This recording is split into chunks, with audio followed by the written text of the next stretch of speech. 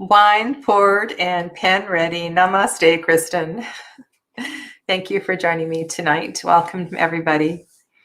So, tonight I thought I would just kind of take you through some of my thoughts on how I do readings for myself and the kind of mood I like to set. And there's been lots of questions, since I've been reading professionally about, is it okay to read for yourself, or should you really reach out to somebody else? And lots of questions about oracle cards or tarot cards and how do I do this? So tonight, why don't we just dive into the cards, dive into the practice, have a little bit of a conversation, and go ahead, pour a glass of wine, grab your tea or coffee, whatever time of day it is, and we'll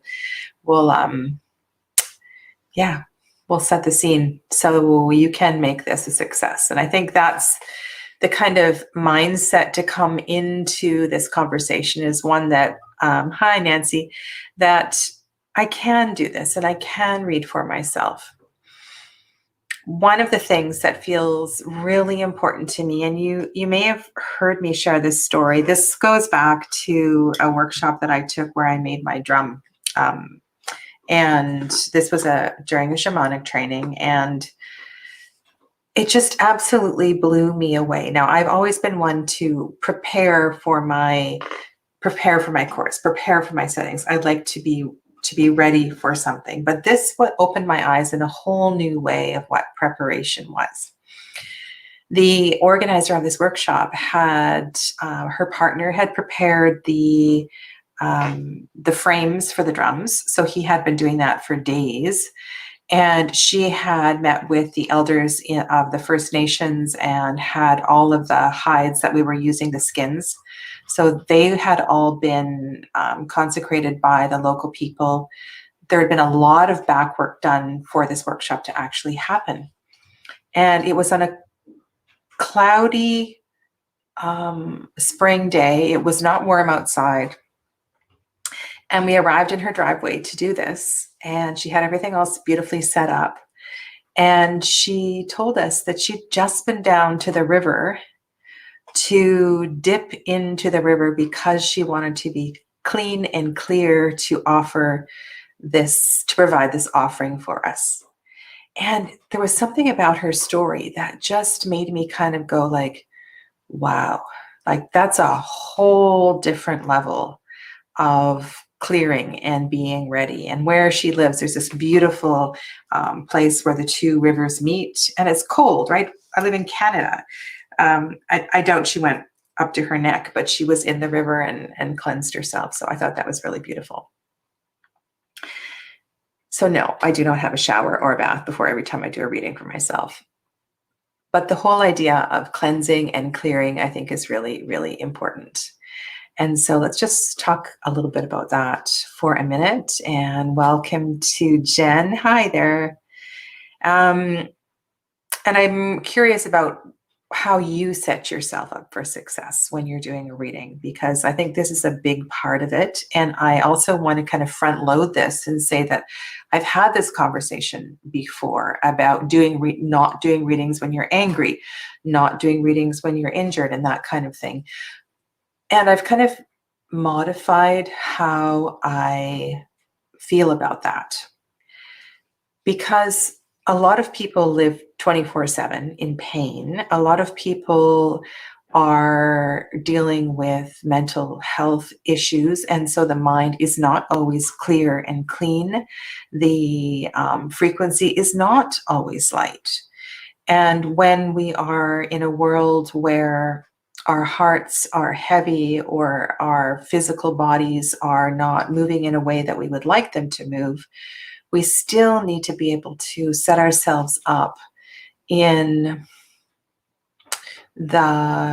for us, the best possible circumstance so that we can create some space around the reading.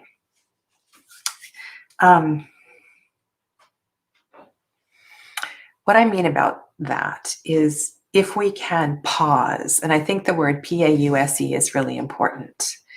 It's something that I teach in all different kinds of aspects, from yoga, arriving in the yoga studio, to arriving For when I arrive anywhere in the car, I pause before I hop out of the car.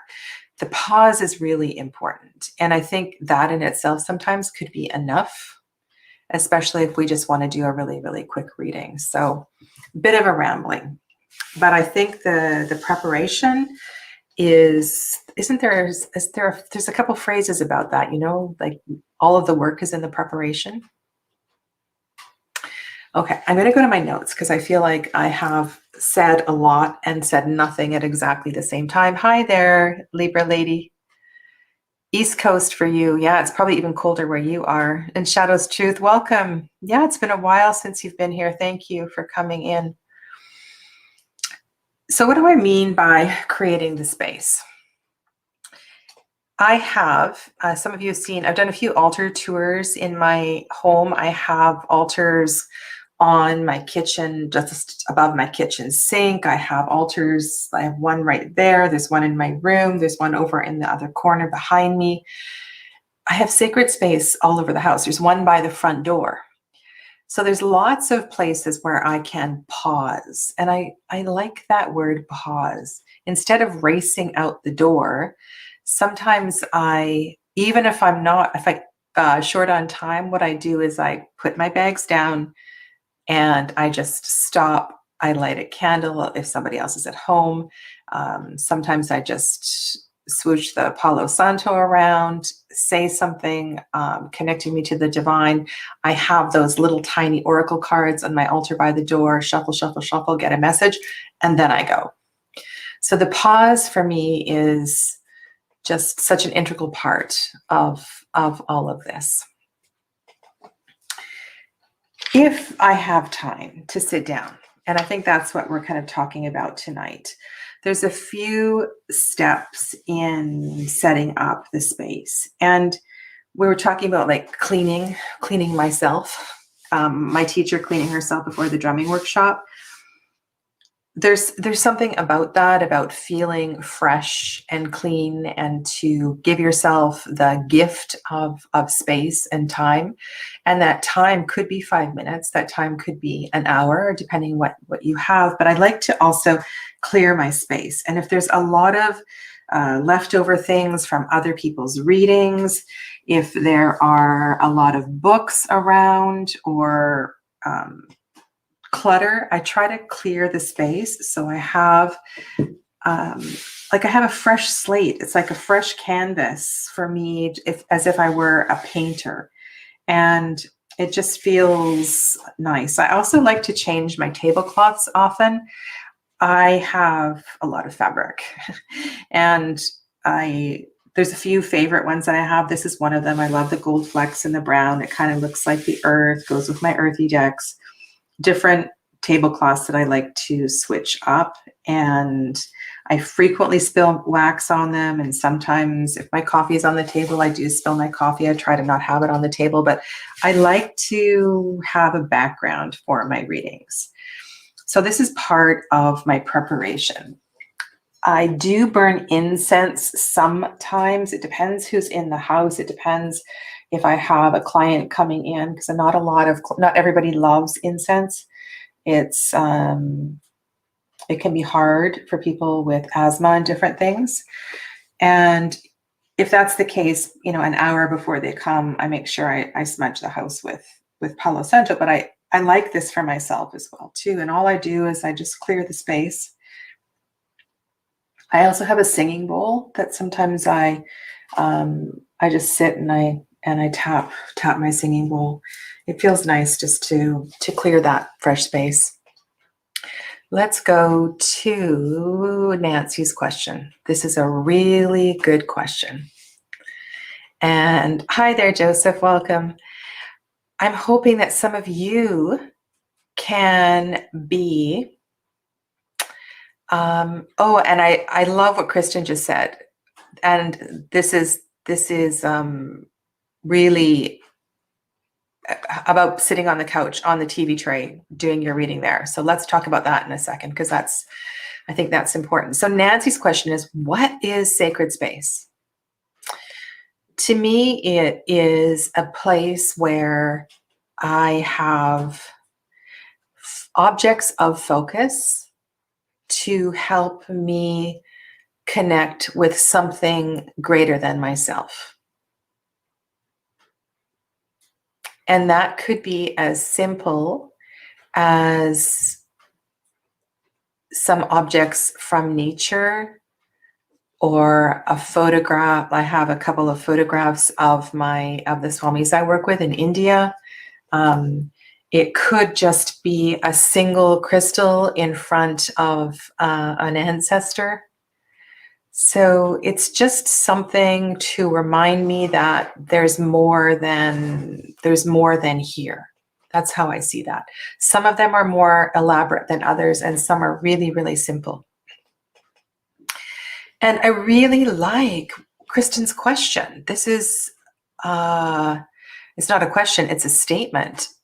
I have to be honest, I do most of my self readings sitting on the couch with my cards on a serving tray. And I've seen that silver serving tray, right? You posted a picture of that when we were discussing your reading. And I like that too. Serving trays are great because you can leave your reading on the serving tray and then you can put it somewhere if you want to come back to the reading, and you don't have to clear the space if you don't have a dedicated reading table or a dedicated place to do your readings. So yeah, and sitting on the couch is perfectly fine. I mean, there's nothing wrong with doing your readings anywhere you want. You don't have to set up anything elaborate. I think if I were to do a reading sitting on the couch, I would have well, we're going to go through this in a minute, the kind of steps that I like to follow, but it's arrive on the couch and move my body and just kind of take a few breaths and then go ahead and do what the next steps are. And these steps are going to be different for everybody, but I have a few tips that might really, really help. Calm, connected, and grounded. Those are really, really good words. So right now in my hand, I'm holding one of my favorite palm stones, and it just is making me feel like I've arrived. And I often do this before readings, and sometimes you've often seen me hold this piece of quartz, and I'm just, I don't know, I feel this connection with the crystals. I love to hold them, feel connected with them. I love it in the summer when I put them all outside and they get hit by the sun. It's really, really beautiful. Okay. I'm loving your comments, so please keep them coming. And Joseph, this one is a really, really common thing. How much do you go by memorized definitions versus what the cards show you visually? Joseph, you should take one of my classes, and then I can tell you all my secrets. Well, not all of them, some of them, but I will answer that question. I tend to go by the pictures more than the meanings, but I have a lot of different models that I draw from and a lot of different experiences that come into my tarot readings. And it's always evolving, always evolving. I try not to look to the guidebooks, but there are some oracle cards, there's some tarot decks that I feel really supported by the guidebooks. And so let's talk about that as well later tonight. And remind me if I don't circle back to it. And then Andrew asks, do you personally find it harder to read for yourself than for others? Yes, most definitely. Is there any advice on how to be more objective and non-attached to your own readings? So that's exactly what we are going to, exactly what we're going to talk about tonight. Okay. And Jen's back. Okay, excellent. All right, I got to go to my list because I can just ramble on and we won't get anywhere. So for me, it's about, so if I were to go hop on the couch and do a reading on the couch, you know what I might do is there's a blanket over there right now. It's all scattered. I might pick it up and consciously fold it or arrange it in a way. I mean, I love shawls, I love blankets, so I might arrange it in a way that makes me feel all cozy. And then, I don't know, go get myself a cup of tea, have the tea there. I might bring a candle over, scoot or change a table up so I have an extra table there for a candle, and set myself up in comfort, because comfort is important. And as I was saying, we all don't live in comfort. Some of us live in discomfort for the most part of the day. So this is about setting yourself up in the best way you can for this moment, for this day. And the reason for this is that we want our parasympathetic nervous system to be activated. If we come into a reading rushed, at the peak of our pain, walking away from some angry words, or feeling really hungry, for example, then our sympathetic nervous system is sympathetic nervous system is activated. And that fight or flight sensibility that causes us to jump to conclusions and to react instead of respond is not the ultimate ideal setting for doing a reading. So anything that we can do to get the parasympathetic nervous system, like just, okay, anything to calm you down, I guess in a nutshell is what I'm saying here. Then what I do is I like to make sure that I have a journal ready. So I get my journal, I get a pen. I always have more than one pen because my pens always tend to run out. And what I like to do at the top of my journal page, I mean, there's lots of different reasons for doing a reading. Let me see if I can find a page where I did a personal reading. Sometimes I sit down to do this with tarot study too as well. Let's find it here. Oh, let's go to, okay. So this is kind of personal, but I'm going to do this. So what I do before I do the reading is I just sit down, I date the page, and I write down what it is that I am doing. And if there's anything that has come up, I just start to write. And I have my journal. I have my journal right there, and I try to journal before I actually do the reading. And the reason for this is that I want to know what the purpose for this reading is, to come up with a question.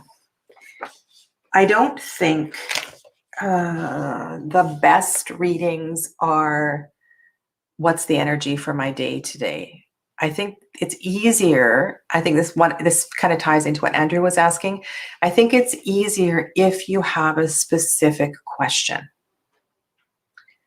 And it doesn't have to be, exact navigation, but the more finite the question is, the easier the reading is going to be.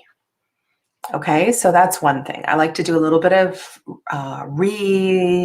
revising of the question before I hold the cards. So that's kind of the first thing. Let's go to...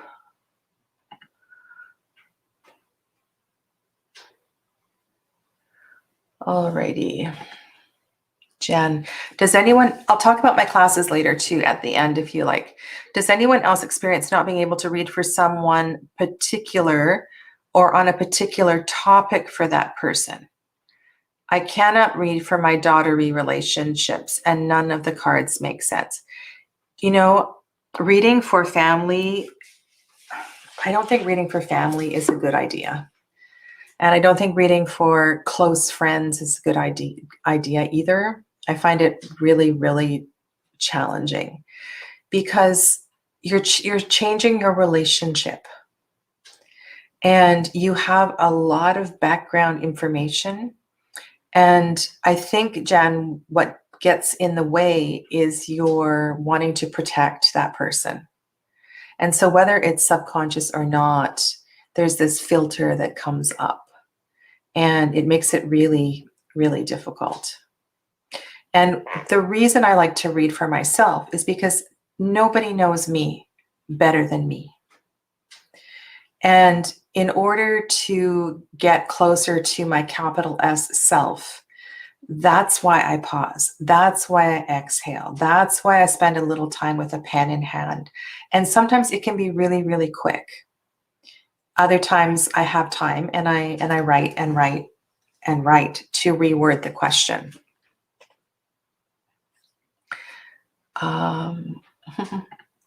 Thank you. Thank you, Joseph. That's so funny. Oh my goodness.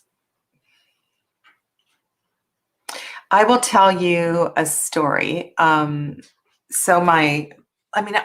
read for the kids and they love it, and their boyfriends and their partners, but it's partly, it's not, I don't set myself at my reading table and we're just kind of lounging all around the living room, and I keep it very low key.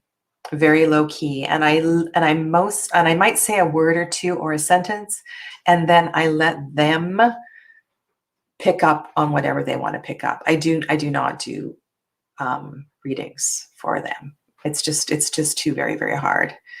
Too hard for me. All right, and the next one. Okay, so I've come full circle with this thing about spreads. And I am so bored of these 1, 2, 3 spreads that are past, present, future, mind, body, soul. Those two, the two that come to mind. And so I really, really enjoy researching simple 3-card, 4-card, 5-card spreads that bring a focus to the reading. And if not a focus to the reading through the spread, what I like to do is to maybe work with 2 decks. So let's suppose, okay. So perhaps I wanted to do a reading about the hot guy across the street. Just suppose. And I thought that this card was his nature. And I don't know, this is totally on the spot. And then I'm thinking, okay, well, is it possible that I could have an adventure with the hot guy across the street? And maybe I want to know, I don't know. And then maybe I want to think about, well, is there any, grief, agony, baggage? Is there any baggage that this guy carries? And sometimes I'll just create a simple spread like this with significator cards from another deck. So all I'm doing with deck 1 is I'm just rewording my question. Hot guy across the street has my attention. I'm really curious about a new adventure. I think I'm ready to walk across the street, take a casserole, invite myself in for supper, but I'm really concerned about his baggage. Is there anything I need to know about baggage? And so there in a jiffy, I've just created a spread for myself. So that's one way that I just start to talking to myself. What is it that I really want to know? The other thing I wouldn't use this deck for the reading. This deck I'm just using to kind of lay down some significator cards that are going to help me focus on the reading. The other thing I do is I go through frequently the many, many Not So Little White books. And if you look in the back of the Not So Little White books, there's a few of them that have amazing 3-card spreads. And some of them I've shared with you on my Tuesday readings or Wednesday on the Facebook group. And so tonight I thought we could do the Becoming and Changing spread again, because I think that's really clever. This is the one that I did last Tuesday that has a minor, a court, and a major card. So we'll use that one in our demo. I can't say enough about either creating a spread from your question or having the discipline of using a spread, because then it gives you a focus. And we've been talking about this in the book club. So that in the Facebook group, there's a book club. And we have been working with Holistic Tarot for some time. And through our many, many discussions, much to my surprise, I'm just become completely enchanted with significator cards. I want to use significator cards all the time now in every way possible, because what they do is they keep you focused.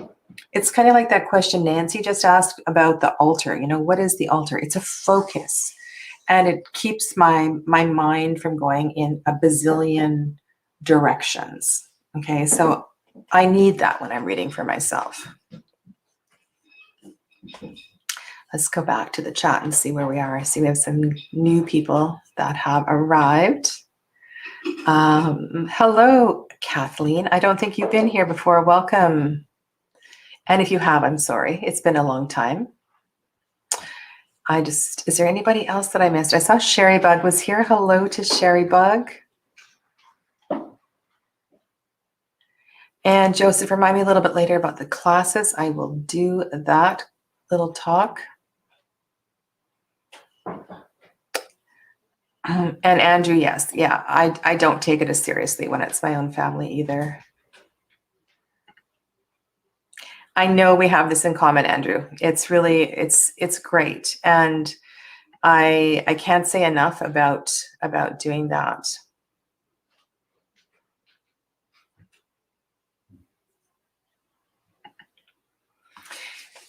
This situation I find is it's challenging, but it's also a really beautiful gift as a mother, because sometimes as a mother we don't also have or as a father, as a parent of any kind, we don't have the confidence. I don't know if confidence is the word. It's almost as if the tarot gives us permission to say things that we wouldn't normally say. And so if you can come from a place of love and you have a good relationship with your kids, then I think it's a beautiful way to open up a new conversation. So I have a few different viewpoints on this, but yeah, I totally get it, Jen.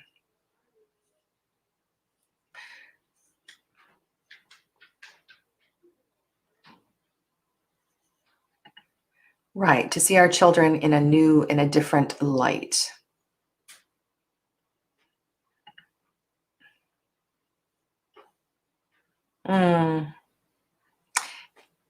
I totally understand that one as well too, with the kids becoming vulnerable. And Danielle says that they've been, so readings with family, Danielle, that's what you're talking about. They've been very helpful for reading with your kids. Okay, good. Okay, and you've been using a significator as well too.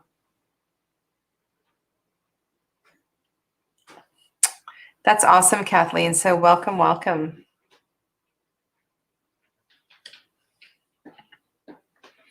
This story I've shared a couple of times, and I've also done readings, Jen, for people in their late 80s, 90s, and I completely understand. This is something else that we can talk about at another time. You can say anything from a place of love.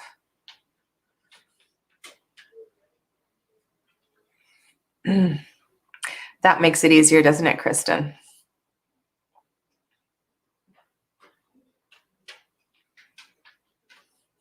Love to hear your stories, Jen. So please, please share, share, share.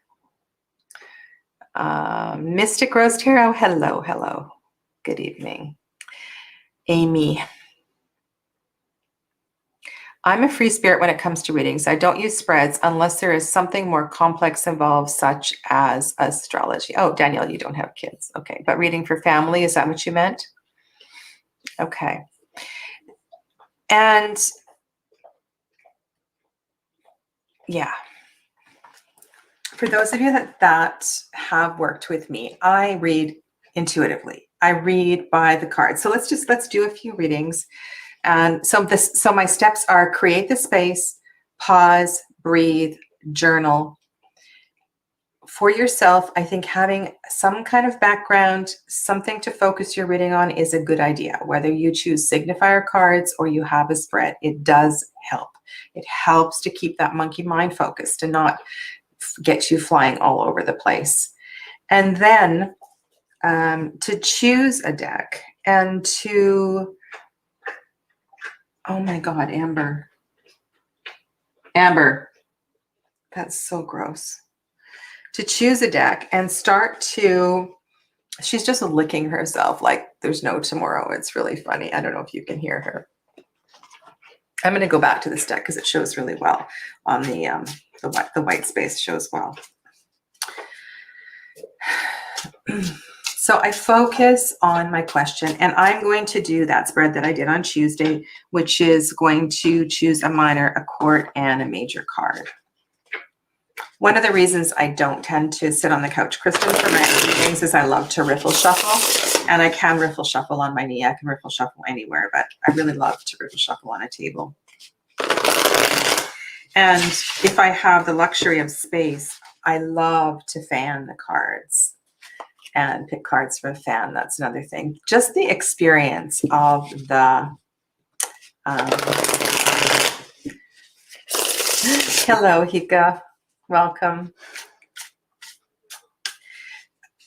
Shadow's Truth. And Shadow's Truth, I can't remember your name. I'm sorry. If you want me to use your name, please remind me what your name is. I'm sorry. I feel like I know what it is. I do not have a specific spread that I prefer. I am researching spreads all the time, and I love to use a variety of spreads. Yeah.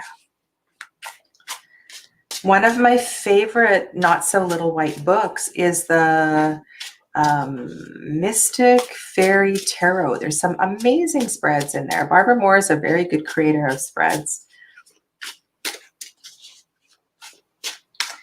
Okay. All right. So the question is, I'm thinking of a situation that's going on right now. I'm thinking of a situation that's going on right now.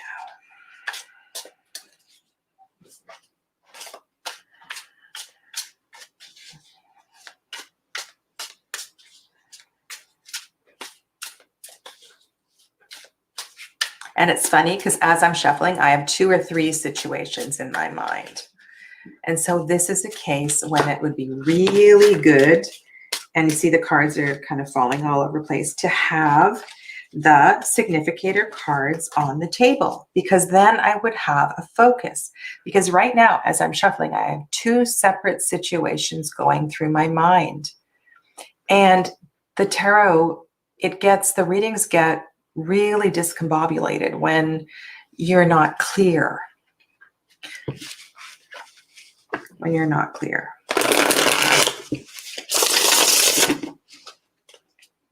Okay. So I'm going to say my situation out loud, and my situation is this. My situation is, what do I need to know about sharing space with my kids long term? Underneath that is, will my kids ever leave? And yeah, my life is starting to change. I'm doing more things and I would love to have my own space. But what do I need to know about sharing space with my children, supporting their businesses and their work, living, eating, sleeping, and working together in this one space? Okay. So I've shuffled. I placed the cards in my left hand. I cut the cards.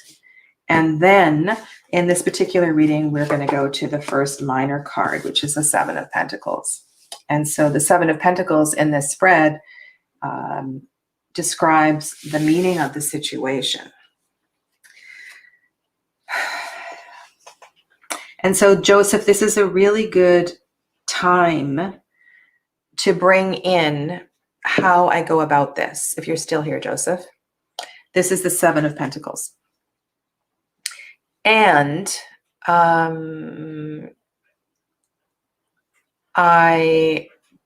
Midnight Rider, if I do another demo reading, yes, you can ask a question. I'll let you ask a question, but that's the only one here tonight, okay?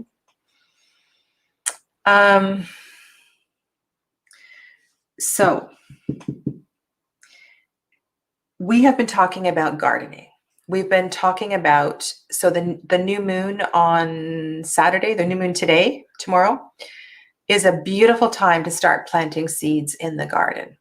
When a family works together to build a garden, and when the family is together building seeds, it's a really beautiful building seeds, planting seeds. It's a metaphor for such a much bigger thing. And what I'm seeing here is that working on the garden this weekend is going to be very, very healing for us. Planting seeds together, turning the soil over together, transferring the compost from there to there, taking our time. We have to rebuild the fence that got ruined in the snow and that kind of thing.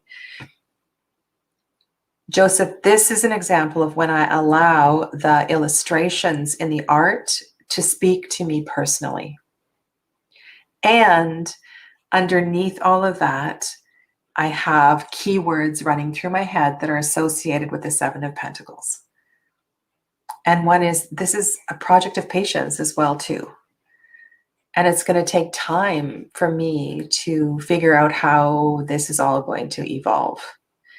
So there's a lot of things simultaneously that are running through my mind as I'm reading for myself.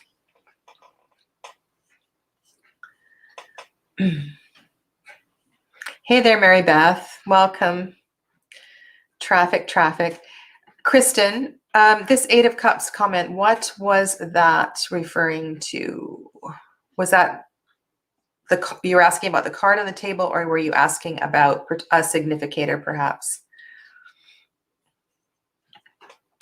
Jen, no problem. I'm probably going to do one more reading, and I'll let this person ask a question if they want.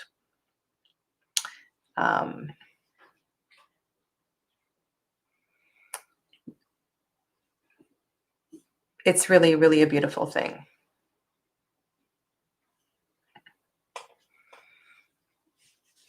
Exactly, Joseph. Exactly. Last weekend, I did exactly that, Jen. I did a bit of preparation in pulling the weeds. So for me, when I'm doing this is a reading for me. So this makes me feel good. It makes me feel like, okay, there's this beautiful connection that we have. It makes me feel grateful for the kids. It makes me feel grateful for the space that I am. And so I just kind of soak up the many, many energies of this Seven of Pentacles. I'm just waiting to see what Kristen said, because I'm just wondering what that Eight of Cups was, that question. The next one is to pull the next court card, the person you become in this situation.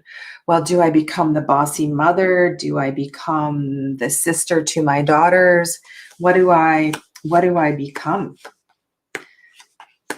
What do I become? Okay. Well, and does this mean I'm the strong arm? Does this mean I am the I'm the Father of Wands. What does this mean? I'm the leader, that I'm going to direct the project. What does this mean? That I allow my passion for I can see part of this is, a bit of that overbearing energy about maybe getting angry at the kids because they don't put the netting on the fence in the right direction, or they trample the garlic that's already been planted or something. I can see that. So maybe I become a little domineering when I'm doing this sort of thing. Yes. One day. Good morning, Viola. Yeah. Is there anything that you see in these cards? If I go like this, you can see the cards bigger. This is the person that I become in the situation. What do you feel? And I will take no offense with whatever you have to say here. Empowering tough love.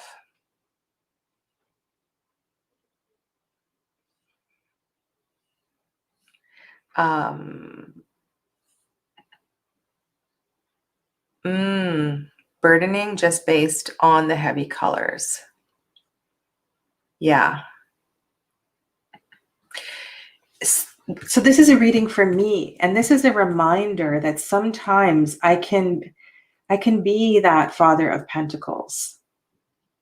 This makes me want to journal about kinder communication, softer communication, not letting that shadow side of the Father of Pentacles come through.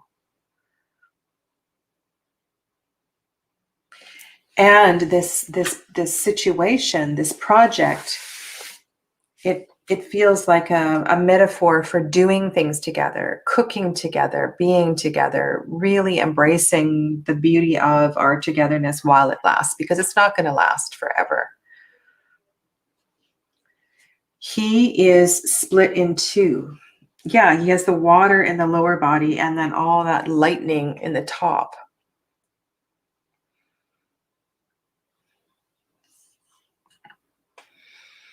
And so while I love my children immensely and I'm here to support them, of course there is conflict.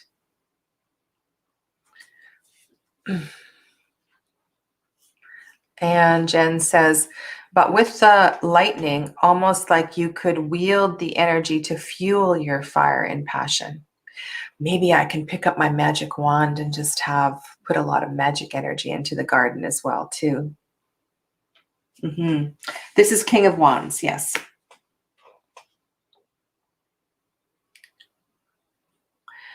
Jessica, hi Jessica. I feel that the project might add, I need to get you to retype that. Andrew, that's so funny. Yes, I do that all the time, believe me. And they're always asking for it. So yeah. And Jessica says, I feel the situation may cause a lot of built up emotions that you may not want to release. And in that case, of course, I'll just go for a walk with Amber. Not to avoid, but to diffuse, right? I want to choose my battles. So the next card is a major arcana, which is the wisdom of the situation. So go back to my original question.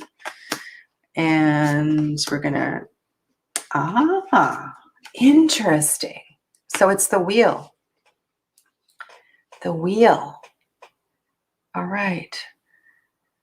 This is a reminder to me that maybe I have assumptions, expectations, false assumptions, false expectations, and that this can change, this can evolve in many, many directions. I'm also very attracted to the constellations that are in the sky, the evening sky.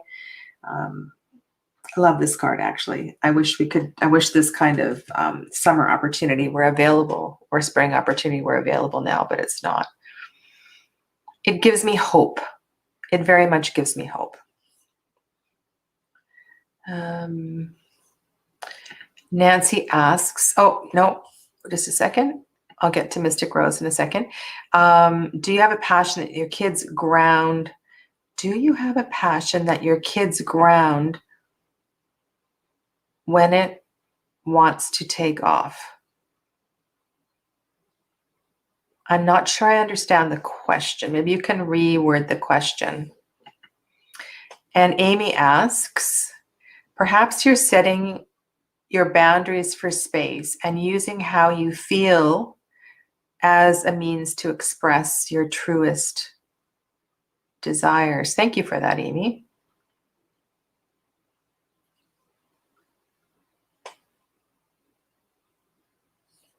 You mentioned this before, Kristen. Yeah, it's a beautiful card. And I have been really working with the language of react versus respond. It's and the ability to respond is my responsibility to myself. So that is something that I'm always working with for myself. Fortune is Jupiter ruled, expansion and freedom. Beautiful. Beautiful. All things change, nothing. These are just beautiful words of wisdom. Thank you for all of this. All things change, nothing permanent. Take advantage of this gift of connection. That's beautiful, Kathleen. Thank you. I do have a good memory, Kristen, and maybe that's why reading the tarot has been such a pleasant journey and not too much of a struggle for me. Not at all, Nancy. Not at all. I express myself quite freely with the kids. We have a beautiful, beautiful relationship. Yeah.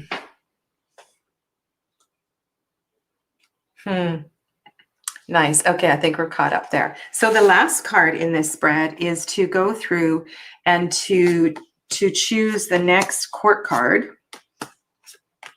And that is going to represent an evolution of this. So this is how I am in the situation.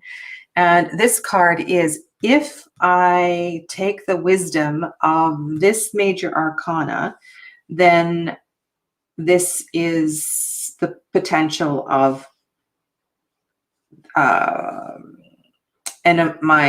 evolution of my energy. So moving from a fiery energy to a watery energy, perhaps a more youthful, playful energy. Yes, having a glass of wine, trusting my intuition. There's quite a bit of ease in this card. We also have water in the lower half, and we have a more grounded energy. There's a lot of earth in this Son of Cups. And in the guidebook, I'll just read you what Mark Ryan says. After reading these, go down through the pack until you find the next court card. This represents the person you can become when you heed the wisdom of the situation, suggested by the answers to the 3 cards. Yeah. So that is really interesting. Yeah, I enjoy taking the time for myself. I'm going to switch the camera and just share a couple other things with you. I've got some other notes here. I will get to that, and I know there's a couple other questions. If I forget your questions, please type them again. Jilly's channel. So the Wine and Tarot, every week there's a spread, and I really enjoy, don't get to too many of the lives, but watching the playbacks. And what I have done with many of those, because they're new spreads and Kristen, I commented about having that tray. Sometimes I do that as well too. So I find a tray and I put my cards on a tray if it's for some reason I can't leave them out because I'm doing readings for other people. And or sometimes I fan them out and I just put them on the altar, and I don't write my interpretation up in my journal for some time. I really like to let the reading marinate and to think about it. And sometimes I do have to go and find a reference, or there's something about the reading that I don't feel sure about, and I might go and get a large tarot book, or maybe there's a connection in the cards, or a flower or a crystal that I want to check on that's in the cards that's speaking to me. Maybe there's a previous reading that I need to go and check on in my journal. So I'll go back through my stack of journals and try to find the reading that was connected to this reading. And so I just let the cards sit there and marinate. And that reading that Jonathan did, I don't know how many weeks ago with that past life reading, moved me immensely. It was this grand connection to previous readings that I had. And so it took me a little while to find the journal entries from previous readings and to kind of tie it all together. So I'm in no rush to put my readings away. So after I lay the cards down and I have a good look at the cards, I write in my journal. I write my feelings in the journal. One of the things, for those of you that don't read for others, I highly recommend you just turn on your voice memos and just start to talk your reading and record your reading in some way. You can record it on your camera, you can record it on voice memos or whatever, but to get as many words in as possible, unedited, just to start talking. You can talk in the third person. You can talk, just talk to yourself. I talk to myself all the time. I'm always counseling myself. And I'm sure some people think I'm a nutter when they pass me on, I don't know, walking in the forest or in the park or something, but I feel like I'm always reading for myself. If you are feeling, this is something that I haven't said. So and I kind of did this when that Seven of Pentacles went down, I check my feelings. I check my emotional response to the cards. I check my emotional response to the cards. And I allow that energy to move through me. Energy in motion, emotion. We want the energy to move through. If it's a challenging card or there's an emotional response where you kind of feel upset that those cards turned over, oh, I want another card, that kind of feeling, that's when I kind of go back and I just let the feelings move through. And no, I don't draw another card. Things that I know for sure is that you deserve this. You deserve to do readings for yourself, and you deserve to take as much time as you need. And so, yeah, if you run out of time, you put the cards somewhere and you come back and you carry on with your reading for weeks if need be. Some readings I've had sitting on my altar for a month at a time. Everything you need to know is inside you. And if you take your time and you spend a little bit of quiet time with yourself, you will be able to interpret the cards and know exactly what they mean. And sometimes it's hard. It's hard because you don't want to hear those messages, or you don't want to you wish it was something else. Other times it's just this beautiful confirmation. Okay, oh, thank God, right? This is confirming everything I know, and it's just a beautiful way to confirm what your intuition has already told you. Another thing I know for sure is, on one hand, you don't need the little white book or the not so little white book, and it can be an incredible resource. It really, really can be an incredible resource. And I have guidebooks near me all the time, especially when I'm working with a deck. The other thing about doing readings, if you have a deck that you're working with, have the guidebook there and use it. I've been working with the wildwood since Imbolc, and I can't tell you how many times I've read those 3 guidebooks that go with it over and over and over. There's always a little anecdote or something, and I don't read it cover to cover, but some of them are really, really good references. And so it's a beautiful combination of both. I also wrote down something else I know for sure is sometimes you need to walk away. If there's a visceral emotional response to the cards, just leave them and go for a walk. Because there's a message there and you can come back and write about it at any time. And then the last thing, I'll come back to the chat in just a second, is there ever a time not to read for yourself? I kind of want to put that question out to you. Is there ever a time not to read for yourself? I'm going to go back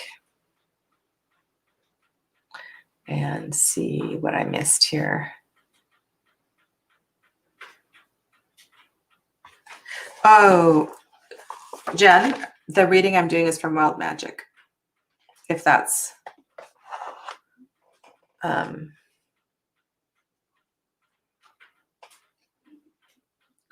where are we at here? I think we're at Andrew's question. Do you use tarot or oracle more when reading for yourself? I know it's a variable based on feelings questions, but generally speaking.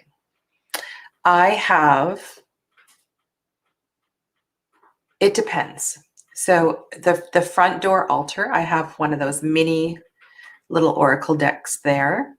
If I'm reading for myself and playing with spreads or getting to know a new deck, I use a tarot deck.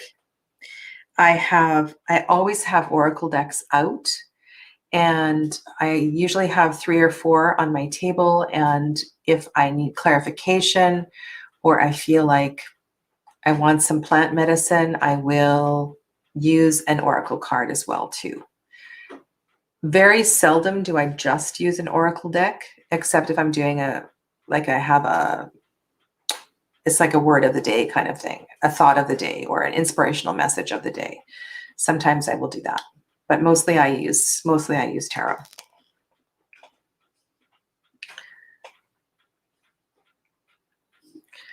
Okay. Kristen leaves it for a while too, and I saw Amy said that. Yeah, that was a big reading for me, Kristen. Okay. When I read for myself at the moment, I'm in a different place. The next day I can see something. Yeah. It's so beautiful if we can leave the readings and just walk away for a little bit. Yeah. Lie. We're all connected.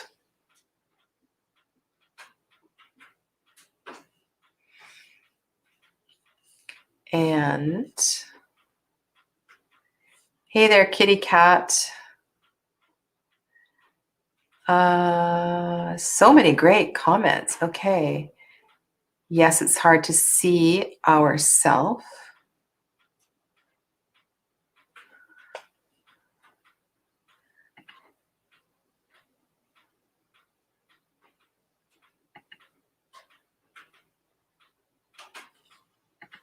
Okay.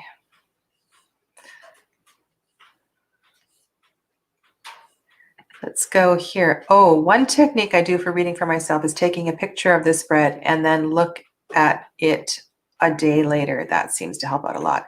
Yes, I also do I see Sarah down below says, hello, Sarah, says that as well too. I do take photos of readings, and I take photos of readings for clients. Sometimes they want them, sometimes they don't. I don't have a very good filing system for client photos. I suppose I should print them and put them into a book, but that uses a lot of ink. And yeah, I really would love to have a good filing system for client readings so I could go back and look at them. And yeah, I'm not very good about that. I can go back through sent. If I send them via email, I can go back through my sent emails and find them. And oh, I don't have a journal here. So sometimes for my own readings, I will take a picture of the reading and then print it really, really little, and then cut out the cards one by one and lay the cards and get a glue stick and glue the cards into my journal. I love doing that.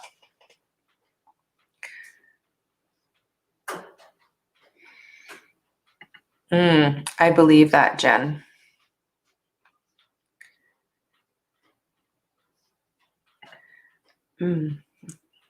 Sometimes it's probably best to just spend time in meditation if you're in a state of high anxiety.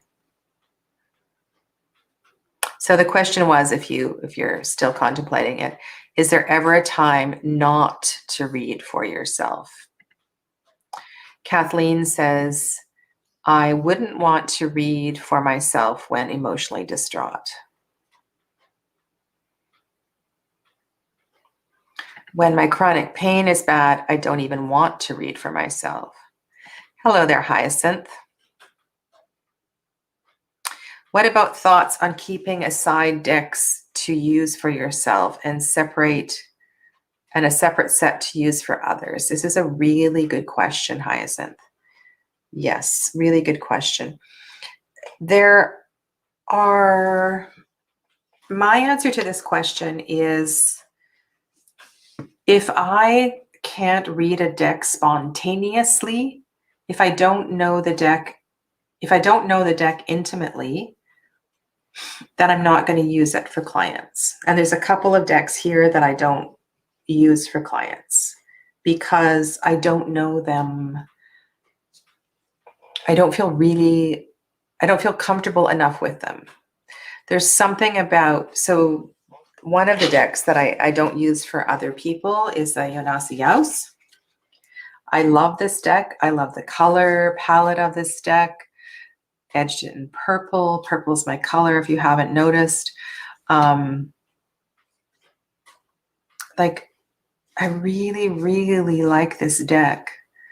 And I don't know if it's like I don't want to share it with other people, but maybe I just don't feel ready to read with this deck for other people.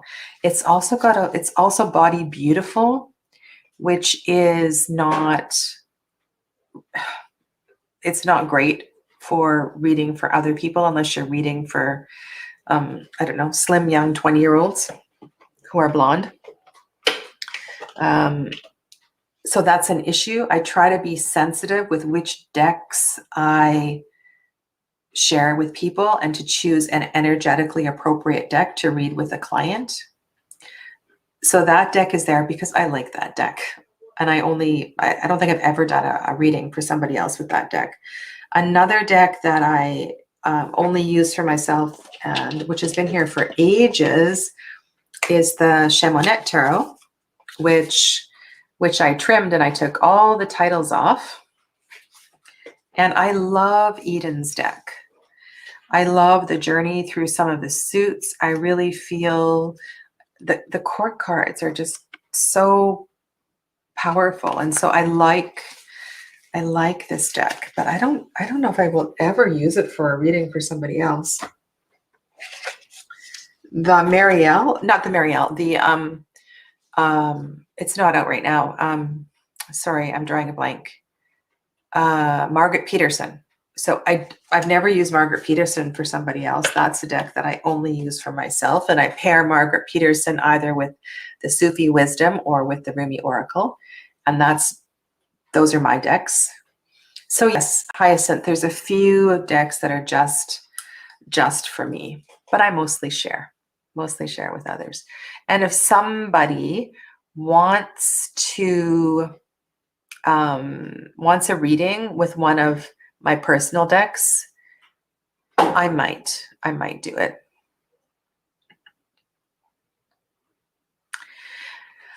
It's so hard. Like I have like 50,000 photos in my iPhoto, my photos. I don't know. I just need to go through and start putting some on hard disks or something. So many photos.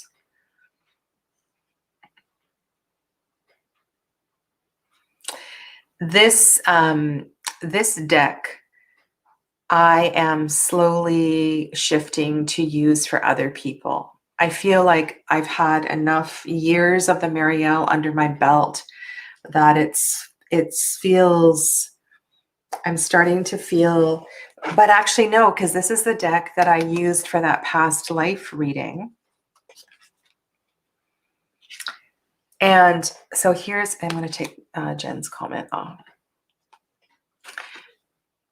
Okay, so in this card, which is the Nine of Swords, this took me to a past life in a temple where I worked.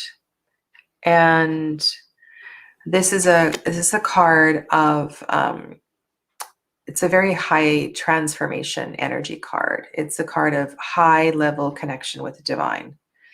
And it just kind of brought me to tears. It made me realize that my work at the temple in this life was divinely guided. And I'm not going to go through the whole reading or the story, but it's just, every time I use this deck, I see something, another layer comes through. Another layer. Like this, I've always said this is one of my favorite cards in the Marielle. And it was only this year when I was researching the rat energy for the Chinese New Year and looking at my whole family and seeing who was an earth pig and who was a water rat and all of this, that I realized that I was a water tiger. Oh, no wonder I connect with this card, because in the Chinese astrology, I'm a water tiger. There you go. It's me. It's me. So yeah, some decks are easier.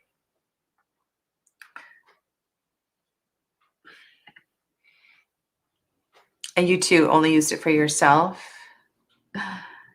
Okay. Your phone is filled with cats. That is funny. Yes, a lot of wild cat energy, Andrew. Okay. I hope that's gives you some ideas, or even one little thing that you might want to try that you don't. And that little bit at the beginning where I was laying down, I was talking out my intention and putting down significator cards with a second deck. It's a really fun way to do a reading for yourself. I'm just going to talk a little bit about courses.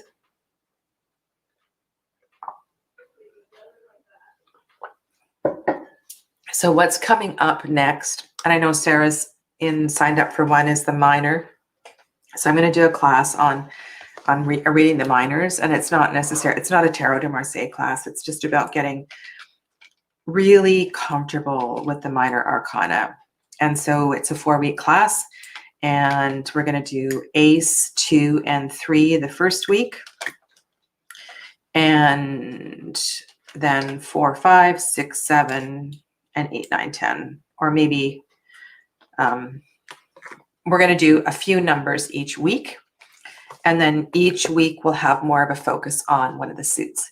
And we're going to do spreads and readings with minors only, and just do a lot of work with the minor arcana. So that class is coming up. And then I believe after that one, I've shifted to Sundays only for teaching now. So they're Sunday mornings in Pacific time, 10 a.m. And then after that, then I'll do court card level 1. The next set of Read With Me level 1 and Read With Me level 2 will come after that. So I'm thinking probably April, May. I'll put up the classes soon, but they're not up yet for the next set of Read With Me 1 and 2. I've had a few requests for different sorts of classes, and I offered court card level 2, but nobody signed up for it last time. So I love working with the court cards. I love teaching about the court cards. So if that's something you're interested in, let me know, because a lot of you aren't beginners, and I'm happy to do a very specific and class. And generally speaking, with the tarot classes, they're an hour and a half long. They are over 4 weeks, and they're $75 no matter how large the group is, 75 Canadian dollars. So that's kind of how I do it. I think that's all I have to say, other than the Breathe With Me class is starting soon, if you're interested in that one.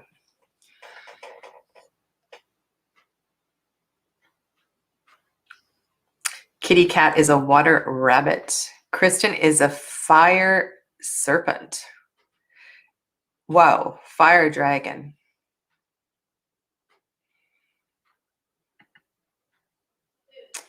Where am I at here? Joseph's comment. Oh, you're very welcome. You're very, very welcome. And Andrew is a metal rooster. A metal rooster. That's so interesting. A metal rooster. So does the metal inhibit the innate? Oh, that's so, I'm so fascinated by this. Anyway, it's another video. It's another conversation. So much to chat about. So much. Yes, everybody have a wonderful, wonderful rest of your evening. And yeah, I look forward to chatting with you soon. Please, if there's anything else, comments below, email me, reach out in any way. And I will be back on Tuesday with, I believe, the final episode of the Wildwood. And then after the Wildwood, I'm going to go on to the Marielle Tarot in the Hanged Man deck series. So that's my intention. And of course, I'll do live readings on Tuesday as well too. And I haven't picked the spread yet for that, but I'll figure that out. And I'm trying to just do small spreads on the Tuesdays so I can get as many in as possible.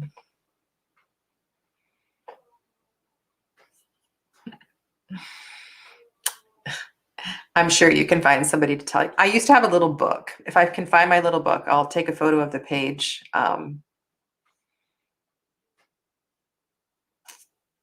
That's great, Sarah. I'm looking forward to it too. Okay, excellent. Adios. Namaste. Be kind to one another, and thank you so much for hanging out with me. Good night, everybody.